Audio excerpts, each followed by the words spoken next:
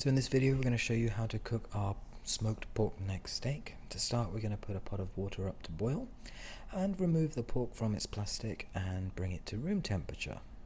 It's a very important step to make sure we get an even crust and even cooking.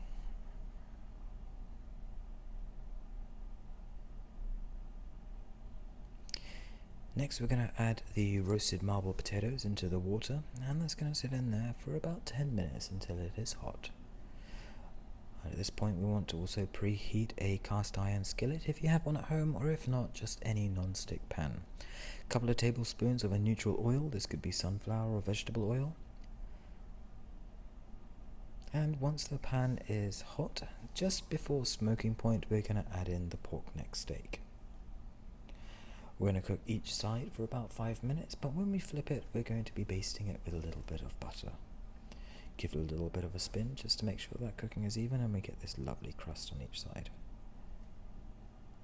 So we're going to flip this now, and when we flip this, we can remove those potatoes from the water. Notice the tomatoes are going to be kept cold because we want those to be cold on this dish. I'm going to take 2 tablespoons of butter here, add it to the pan, and then we're going to do some basting.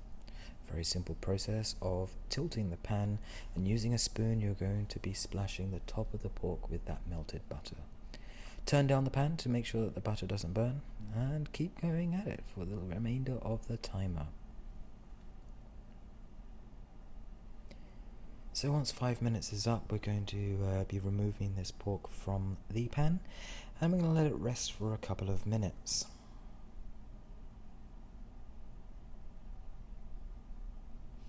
Now all that's left to do is to plate and enjoy. So for the plating, we're just going to take the roasted marble potatoes out of its bag. Please be careful, they are going to be hot. Place it into the center of the plate. Next we have our pork neck steak, and that's got this beautiful charring, and that's just going to sit on top of there. And then we have the tomato salad. Keep this cold because you want that little bit of contrast in temperature. These tomatoes are going to bring in a little bit of acidity just to cut through a little bit of that fat in that pork steak. Enjoy, guys.